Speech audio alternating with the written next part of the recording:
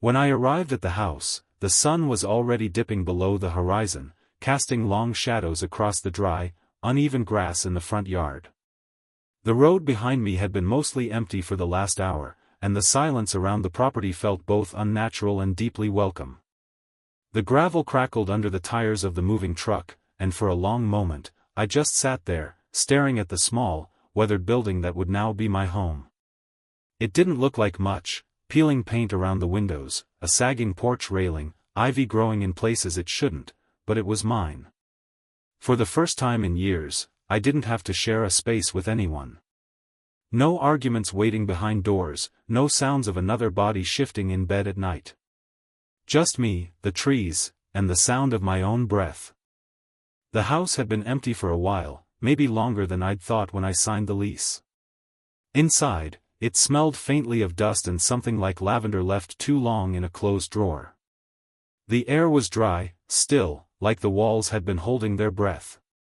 I walked from room to room, floorboards groaning under each step, and tried to imagine where things would go: my books, my clothes, the old furniture that had followed me through 3 apartments. It felt strange, this blank space. Not unfamiliar, but hollow in a way that made me ache. There were no echoes of memories here, no reminders of late-night laughter or quiet arguments. It was a void, and I was supposed to fill it. I spent the first couple of days unpacking without much purpose, just moving through the space like a ghost. I'd leave a box half unpacked in the living room and wander into the kitchen, then forget what I was doing entirely. My body moved out of habit, but my mind hadn't caught up yet. I was still too close to everything I'd left behind: the breakup, the disappointment, the months of feeling like a stranger in my own life. The silence here was jarring at first.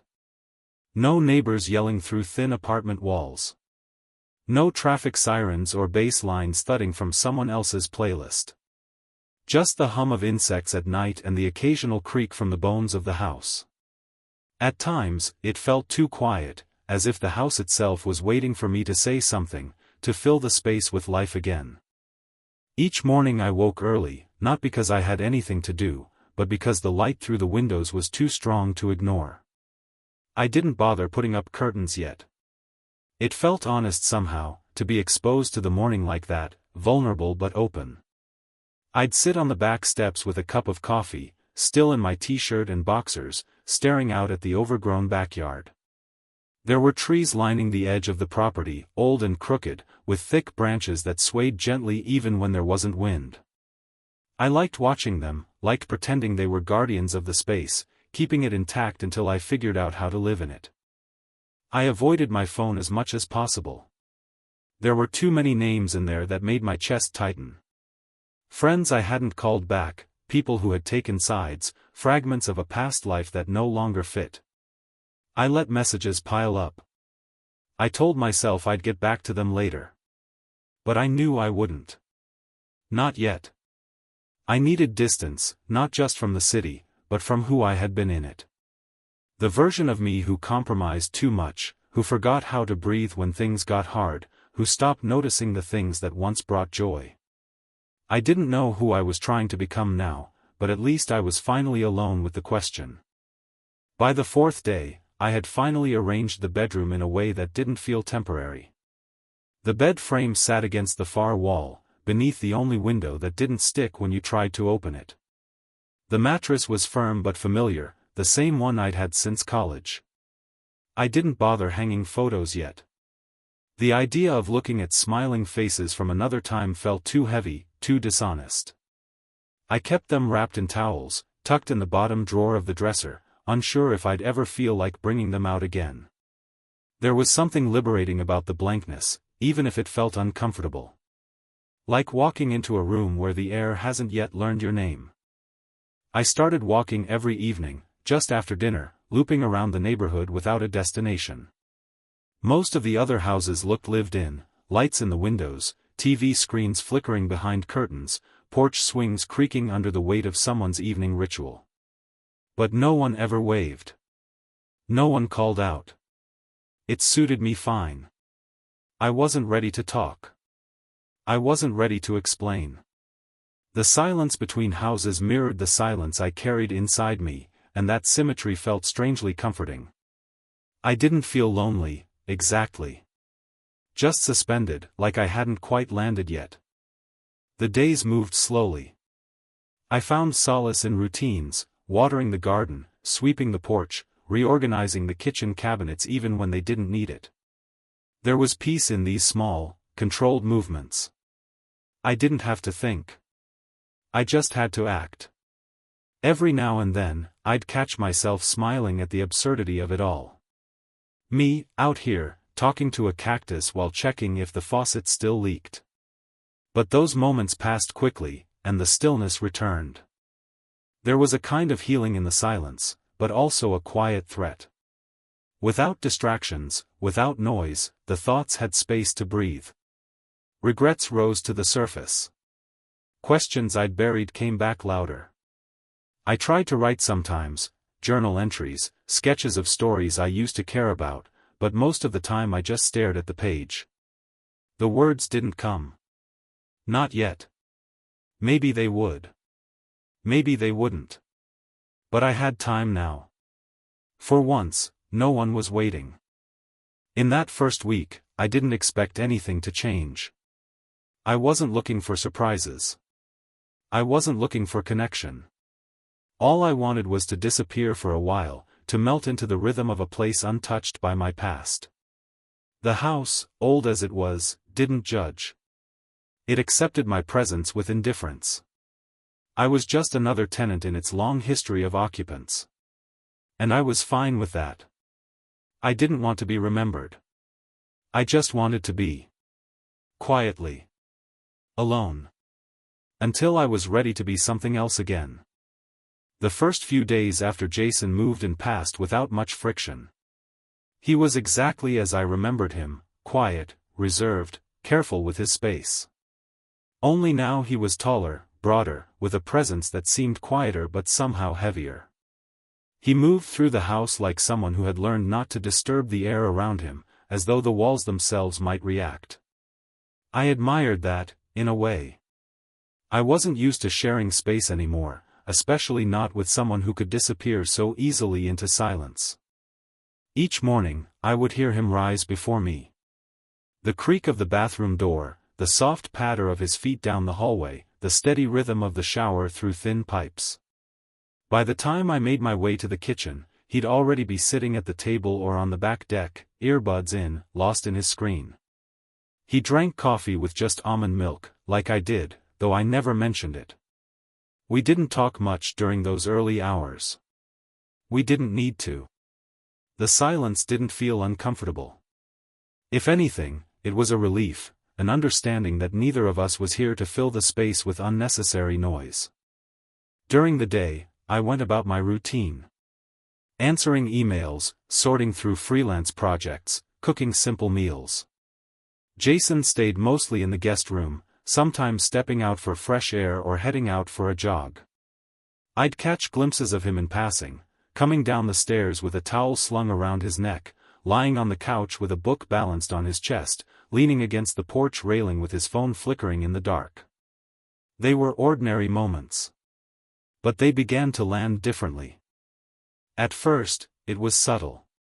The way he moved barefoot through the kitchen, almost silently, his posture relaxed, completely at ease in a space that had only just begun to accept me.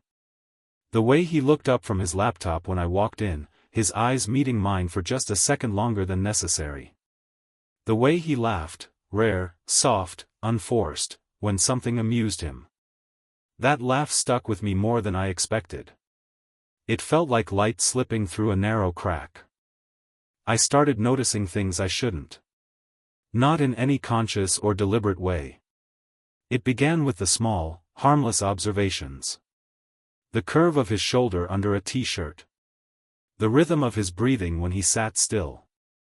The way the morning sun warmed the side of his face when he read by the window. I told myself it was just the quiet making everything louder. I told myself I was looking too hard because there wasn't anything else to focus on. But even as I whispered those reassurances into my mind, I felt the shift beneath them. I became more aware of his presence. Not in the way one notices noise, but in the way a room feels different when someone else enters it. There was a charge now, something unspoken that floated between us, invisible but undeniable. When we passed each other in the hallway, the air seemed to tighten. When he stood close, I felt the heat from his skin before I could rationalize it. These moments accumulated slowly, layering over my thoughts like dust on glass, barely noticeable at first, then impossible to ignore. I tried to stay grounded in the mundane. I reorganized drawers that didn't need reorganizing. I deep cleaned the bathroom twice in 1 week. I alphabetized the spice rack. I told myself I was just being productive, that I was making use of my time. But I knew what I was doing. I was distracting myself from the fact that I had started waiting, subconsciously, but undeniably, for those brief, passing interactions with him. A glance across the room. The sound of him setting his mug in the sink. The feel of his presence as he walked past behind me. One afternoon, I stepped out into the backyard and saw him lying shirtless in the grass, eyes closed, earbuds in, chest rising and falling in rhythm with the breeze. I froze for a second, unsure if I should interrupt. I wasn't prepared for how striking the image was, how still and calm he looked, how different from the boy I used to know. He was no longer just my nephew in a technical, distant sense. He was a young man now. And the shape of that realization unsettled something deep inside me. I turned away before he opened his eyes. Went back inside. Pretended it didn't matter. Pretended I didn't feel what I felt. That night, while we both sat in the living room, the distance between us on the couch seemed vast and paper-thin at once. The television played something neither of us was watching. He was scrolling on his phone. I was pretending to read. But my thoughts kept circling the same point. His presence next to me felt too solid, too real, too loud in the silence. I could hear the soft intake of his breath, the shift of fabric when he crossed his legs, the quiet hum of his phone vibrating once against the cushion. I didn't look at him. I didn't have to. I felt him. The longer we lived together, the more the silence began to change shape. It wasn't empty anymore. It was dense, full of things neither of us dared to say. I started to second-guess every moment. Did he notice how my gaze lingered too long? Did he feel the tension when I stood too close? Did he hear the hesitation in my voice when I answered him, short and breathless? Or was I simply unraveling alone, folding myself into an emotion that didn't have a name yet? I lay in bed at night listening to the sounds of the house. The creak of old wood. The occasional gust through the trees. The soft steps of Jason moving down the hallway to the bathroom or kitchen. I could tell when he was trying to be quiet. I could tell when he was near my door. Sometimes I wondered if he paused there, listening, just as I did when I heard him pass. These thoughts spiraled deeper than I wanted them to, but I didn't stop them. I didn't want to. Not really. The more I tried to deny it, the more vivid it became. The truth wasn't loud. It didn't scream. It simply lingered. It moved in the corners of the room, settled into the spaces between our words, clung to the routine with invisible threads. Every time I brushed past him by accident, every time our hands reached for the same object and touched for a split second too long, I felt the pull. Not lust. Not affection. Something more dangerous. Something alive. I told myself again and again that I was imagining it. That these moments were only meaningful because I gave them meaning. That he was just a young man being polite, being present, being unaware. But the more I tried to convince myself, the more I realized I didn't believe it. I had seen something in his eyes, fleeting but unmistakable. A pause when our gazes met. A shift in how he sat when I entered the room. An awareness. Maybe a curiosity. Maybe more. I didn't know what any of it meant. I didn't want to know. But I couldn't ignore it anymore. The air between us had changed. And I was no longer standing outside it, I was breathing it in. Quietly. Every day. Every hour. One heartbeat at a time. It happened on a night that felt like any other. I had gone to bed late, exhausted but restless, unsure whether sleep would find me or if I'd lie awake again, eyes locked on the ceiling fan spinning in slow, hypnotic circles. The windows were cracked open to let in the humid air, and the only sounds were the chirping of insects outside and the occasional moan of the old wood adjusting to the cooler night. My body was tired, but my mind kept pulling at invisible threads, thoughts unraveling without order or sense. I was thinking about nothing and everything, drifting just below the surface of sleep when a soft noise stirred me. It wasn't loud. Just a faint creak, a shift of pressure on the floorboards outside my room. I held my breath, instinctively still, waiting to hear it again. There it was, another gentle creak, slow and deliberate, like someone walking carefully, trying not to wake the house. I blinked into the dark, eyes adjusting to the dimness, my heart starting to beat a little faster.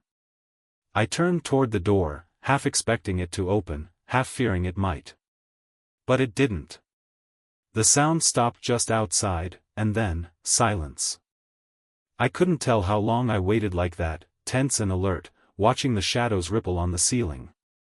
I wondered if he was just getting a glass of water, if I was making too much of it. But the way the house had gone still again, like it was holding its breath with me, made it feel different. There was a kind of awareness hanging in the air, a presence I couldn't name. I told myself not to move, not to react. And yet, something pulled at me, not from fear, but from a need I hadn't fully acknowledged yet.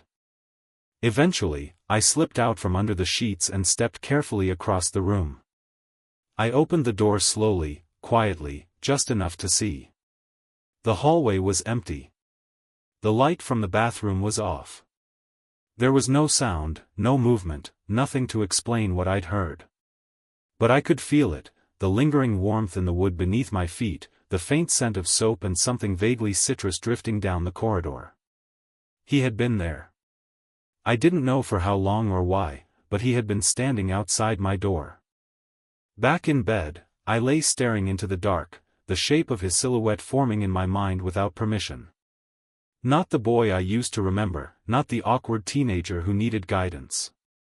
But a young man now. Tall, assured in the way he moved, comfortable in his own body in a way that made me feel strangely out of place in mine. I didn't want to think about it. But I couldn't not. The idea of him being there, on the other side of the door, listening, pausing, it ignited something in me I hadn't felt in a long time. Not desire exactly. Not yet. But the beginning of something more dangerous. The next morning, I stayed in bed longer than usual, pretending to sleep long after the sun lit the edges of the curtain. I listened to the familiar sounds, his quiet footsteps in the kitchen, the faint clink of a mug being placed on the counter, the gentle hum of his phone screen unlocking. I heard him move through the house like he always did, composed, unbothered. But I stayed where I was, unsure of how to face him, unsure if he knew that I had been awake. My body was still humming from the nearness of him, the thought of him pausing in the dark, standing only inches away, separated from me by a single wooden panel.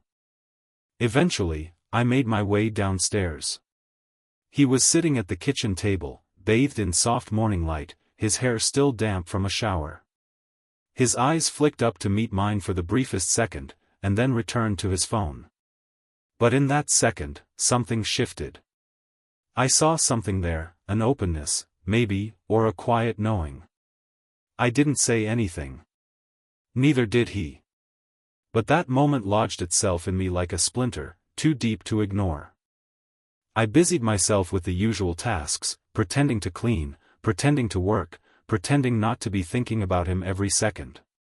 But everything I did was colored by his presence, by the memory of the night before.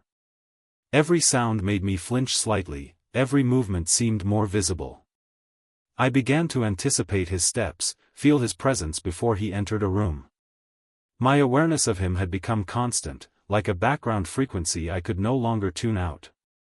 That evening, we ended up in the living room again. I sat on the couch with a book I wasn't reading. He lay on the floor, back against a pillow, scrolling through something on his phone. The television was on mute, flickering colors across the walls. The space felt oddly intimate, like a shared secret neither of us had the words to admit. I caught myself glancing at him more than once. The angle of his jaw in the shifting light. The way his fingers moved across the screen. The rhythm of his breath. He looked up once and met my gaze. I froze. It was a flash, a moment no longer than a blink, but it felt like being seen for the first time. Like something between us had stopped pretending. He didn't smile. He didn't flinch. He just looked, calmly, directly, until I looked away first. My face burned as I buried it back into the book, heart pounding in my chest like I'd been caught in something shameful.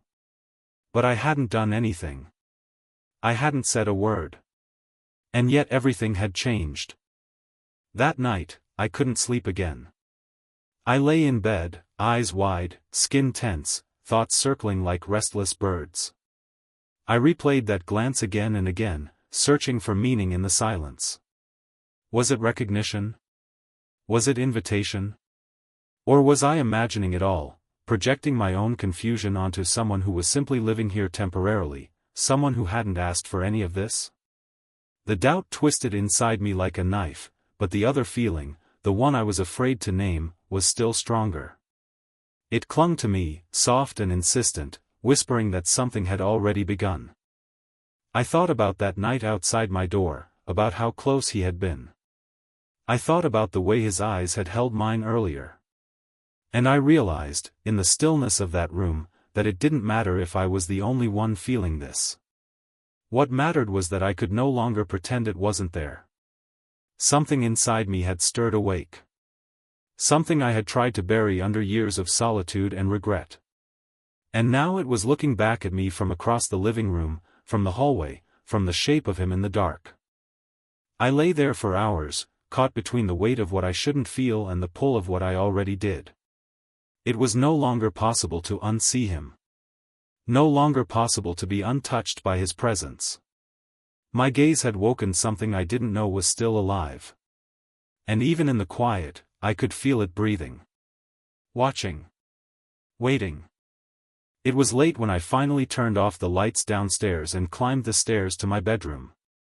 The house had settled into its usual nighttime hush, the kind that makes every floorboard creak sound like a whisper being shouted. I moved through the hallway with muscle memory, no need for lights, no need for thought. The air was thick, not from heat but from something else, an anticipation I didn't want to name. My skin felt tight, alert. I tried to shake it off as I stepped into my room, closed the door, and leaned back against it for a moment. The darkness inside was familiar, but it no longer brought peace. Not tonight. I moved to the window and cracked it open. The outside world hummed with its usual rhythm, crickets in the grass, a breeze that rustled the leaves. It should have soothed me, but instead it made everything inside feel more exposed. I stood there in the dark, letting the air hit my skin, hoping it would cool something burning just beneath the surface. My thoughts were spiraling again, looping back to things I didn't want to replay. That moment in the living room. That look. That unbearable stillness between us. I had spent the entire day trying to act normal, trying to keep a mask on that no longer fit. And now, in the dark, it fell away. There was nothing left to shield me from myself.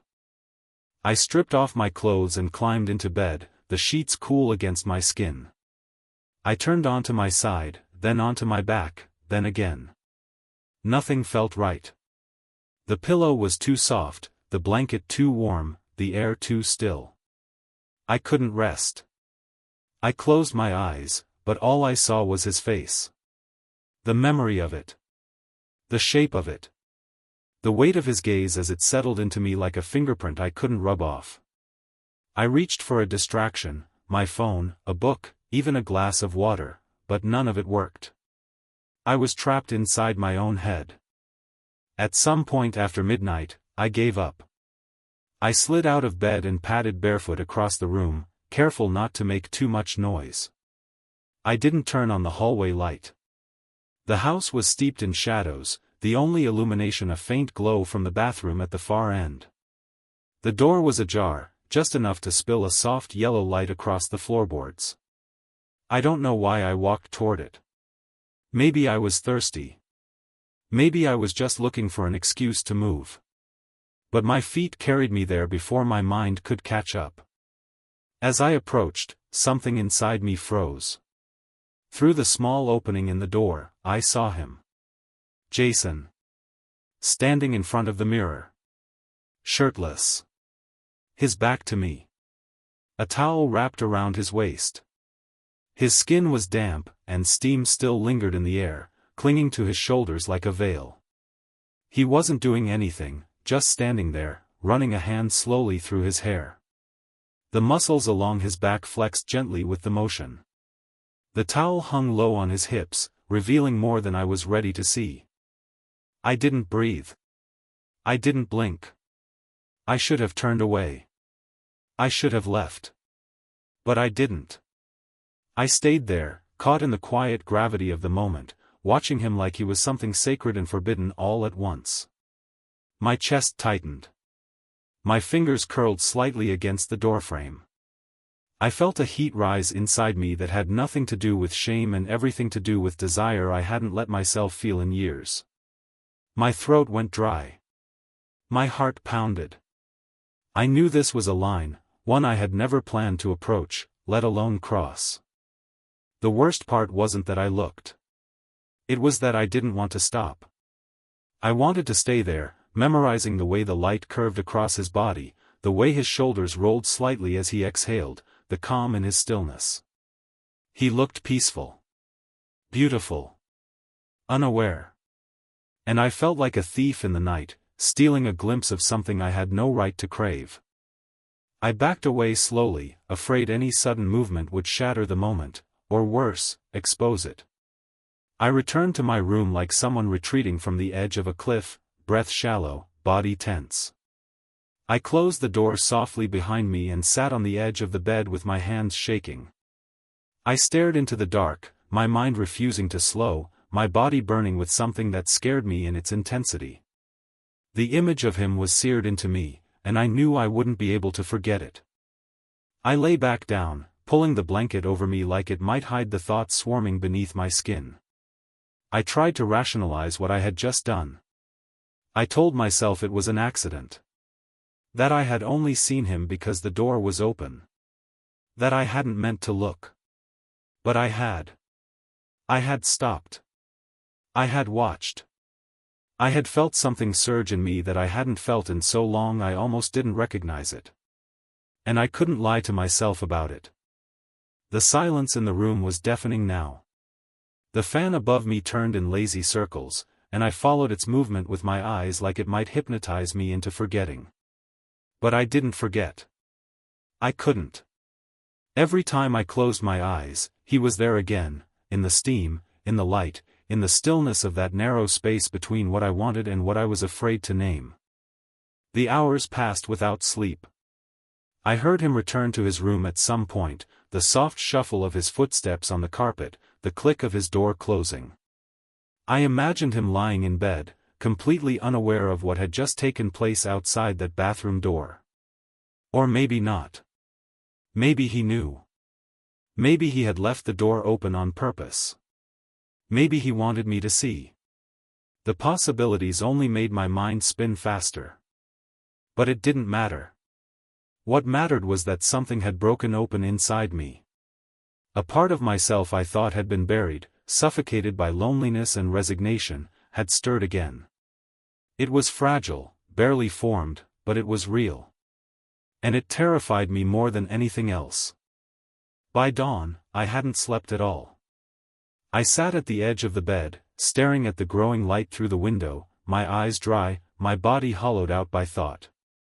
I didn't know how to face him now. I didn't know what to say.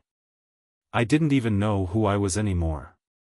All I knew was that I had stood at a threshold last night, one I had never meant to approach. And for a brief, trembling moment, I had leaned in. Not all the way.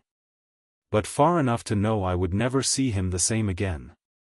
Far enough to know that something in me had already crossed. The day moved slowly, as if the house itself sensed the shift. The air felt thicker, the quiet more pronounced, like everything had taken a breath and was waiting for it to be released. I went through the motions, cleaning dishes that didn't need cleaning, straightening already neat pillows, rearranging items on the counter just to feel like I was doing something. My hands moved automatically, but my mind stayed elsewhere, circling the same thoughts, the same moments, the same image of him standing under the bathroom light, unaware of my eyes on him. Jason didn't act any differently. He moved through the house with his usual calm, speaking little, always polite, always present but never imposing.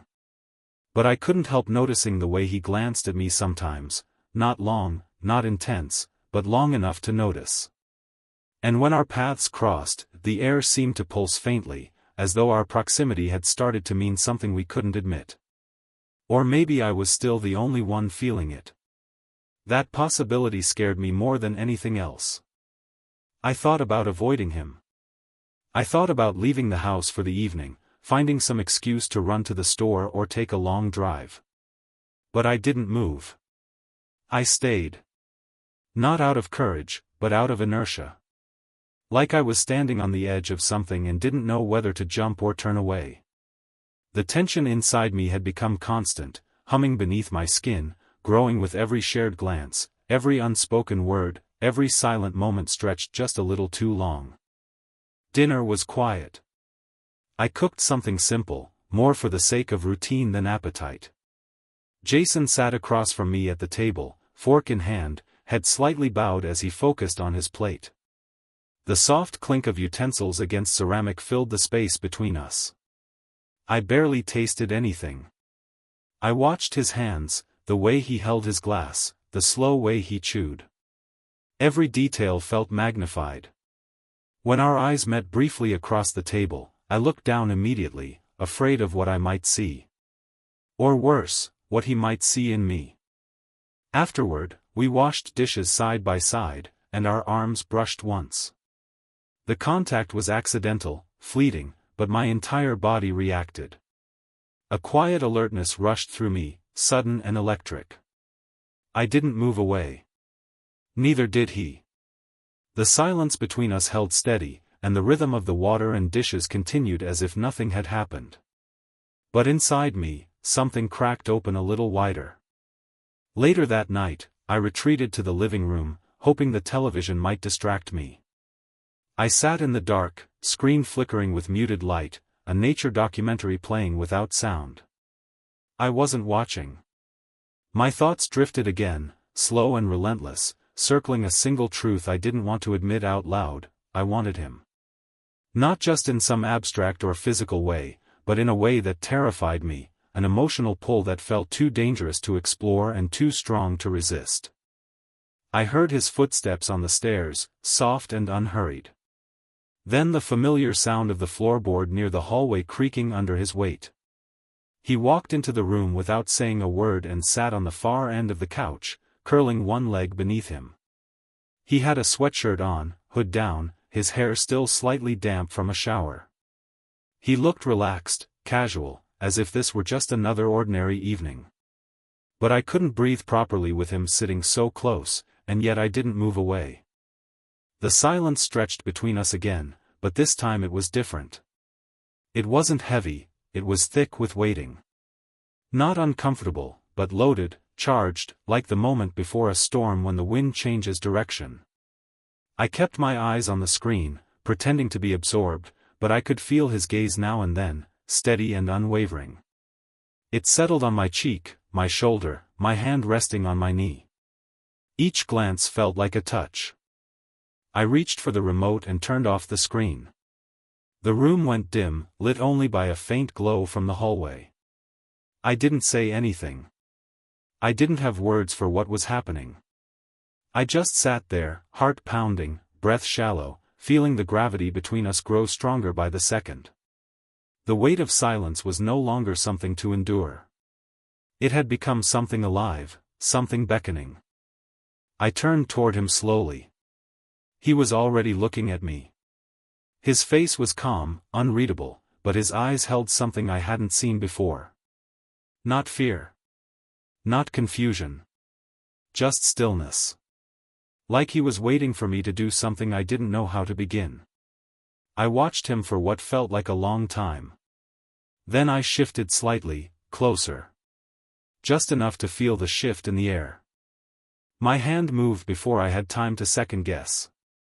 A tentative reach, my fingertips brushing against his. He didn't pull away. He didn't speak. He let the contact linger, soft and warm and terrifyingly real. The touch was barely anything. But it felt like everything. A door I had kept locked for years quietly creaking open. I leaned forward. He stayed where he was. I stopped when our faces were close enough to feel each other's breath. Still he didn't move. He just looked at me, steady and quiet and unflinching. I closed the space between us slowly, every part of me tense with fear and need. Our lips met, tentative, barely there. A question more than an answer. A test. A truth. When he didn't pull away, I leaned in deeper, feeling the last of my resistance dissolve like sugar in water. The kiss wasn't urgent. It wasn't rushed or wild. It was slow and deliberate, filled with caution and heat and something else I didn't know how to name. Our hands found each other. Our bodies shifted closer. I felt the fabric of his sweatshirt under my palms, the warmth of his skin beneath it, the rhythm of his breath echoing my own. We stayed there like that, not speaking, not moving too far, just existing in a moment that felt like the unraveling of everything I had tried to contain. When it was over, we didn't speak. We didn't need to. He rested his head back against the couch cushion and closed his eyes. I stayed beside him, unsure what would happen next, but not afraid anymore. The fear had lost its edge, replaced by something softer, acceptance, maybe. Or surrender. Eventually, he rose and walked upstairs, and I remained in the quiet of the living room, heart still pounding, body still humming. I stared at the dark screen of the television, its reflection capturing only the outline of my face, a face I barely recognized anymore. Something had happened. Something that could never be undone. And as I sat there in the dark, the silence around me no longer felt empty. It felt full. Full of everything we hadn't said, everything we had just begun to feel. I had crossed a threshold tonight, not with drama or certainty, but with a trembling kind of grace. And I knew that no matter what came next, this moment would live inside me forever. The morning after didn't begin with a sound or a shift or even light breaking through the window. It began with stillness. A heavy, unfamiliar stillness that lived more inside me than in the house. I opened my eyes slowly, unsure of what time it was or how long I had actually slept. My body felt both heavy and weightless, like I was floating just above the mattress, too aware of everything and not grounded in anything at all. The sheets around me were tangled, the pillow creased with the shape of my restless head. I stared at the ceiling, letting my breathing even out before I even considered moving. My chest ached, not with regret, not exactly with longing, but with the weight of something irreversible. I didn't hear him that morning. No footsteps in the hallway, no clink of a mug in the kitchen, no soft hum of music from his phone speaker. The silence felt different now. Not empty like before he arrived, but full, of memory, of presence, of everything unspoken that now lived between these walls. I sat up eventually, slowly, my body responding with the resistance of fatigue and confusion. I moved through the house like someone recovering from a storm, calm on the surface, but altered beneath it. In the kitchen, the coffee was already brewed. That familiar detail, that small, considerate ritual, hit me harder than I expected. The scent was warm, familiar, grounding. I poured myself a cup, held it between both hands, and stood at the sink, staring out the window without really seeing anything. I wasn't sure what I was waiting for, his footsteps, his voice, a glance.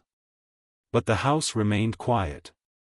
Just the sound of birds outside, wind rustling through the trees, and the occasional creak of old wood under shifting air. Eventually, he appeared. Briefly. He came down the stairs fully dressed, a bag slung over his shoulder, hair damp, keys in hand. He didn't look at me with hesitation or avoidance. There was no tension in his posture. Only calm. Steady calm. He walked to the door and paused for a moment. I met his eyes. We didn't speak. Nothing needed to be said. That silence between us, once full of questions and restraint, now felt like mutual recognition. I watched as he left, the door clicking shut behind him with a soft finality. I stood in that kitchen for a long time, staring at the empty space where he had just been. The mug in my hand had gone cold. The sunlight had shifted across the counter.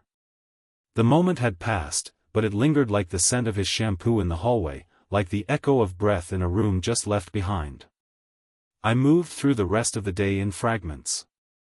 I answered an email. I folded laundry. I opened a window and closed it again. But everything felt distant, like I was underwater, and the world above was carrying on without me.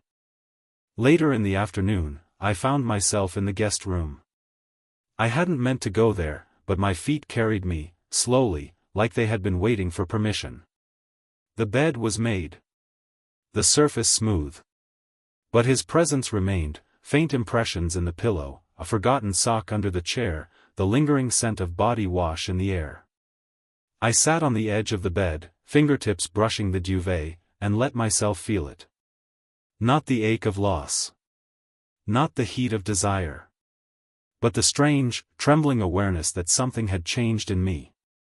What we had shared was not a mistake. It wasn't a dream, and it wasn't a confession either. It had been something real. It had existed in a space outside rules and expectations, untouched by logic, shaped only by two people meeting each other in the quietest part of themselves. And now, that space lived in me. It wasn't waiting to be resolved. It didn't need to be explained. It was just there. Quiet. Undeniable. In the evening, I sat on the back deck as the sun dipped behind the trees. The sky burned soft shades of orange and pink, and the air smelled faintly of warm grass and cooling earth. The silence wrapped around me again, but it wasn't empty anymore. It held echoes. It held memory. It held the softness of skin against skin and the sharp clarity of eyes that had seen through me without blinking. I closed my eyes and let the moment unfold without resistance. A few days passed like that. I didn't reach out to anyone. I didn't tell a soul. I kept it close, sacred. Jason had moved into his dorm, as planned. Life went on, at least on the surface. I returned to work. I bought groceries. I refilled the bird feeder. But nothing felt quite the same. I felt like I had been cut open and stitched together differently, my inner architecture reformed by one night that had said more than words ever could. One afternoon, I got a text from him. A photo of his dorm room, messy and half unpacked, with a single sentence beneath it, "Miss the quiet here." I stared at it for a long time. I didn't respond right away. I didn't know what to say. What could I say that wouldn't unravel something delicate and real? I didn't need to write anything elaborate. Eventually, I sent back a single word, "Same." And I meant it. Some things don't need definitions. Some stories don't follow structure or expectation. What happened between us wasn't about boundaries or bloodlines or propriety. It was about presence. About honesty. About recognizing something in another person that mirrors what's been hidden in yourself for far too long. I didn't know if we'd ever talk about it again. I didn't know if anything would follow. But I wasn't holding on to expectation. I was holding on to truth. My own. And that was enough. I stayed in the house. I kept the window open at night. I made coffee the same way every morning.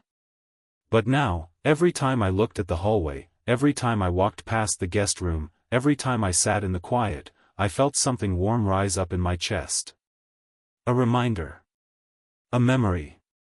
A small, quiet knowing that I had stepped beyond the edge of who I thought I was, and had survived the fall.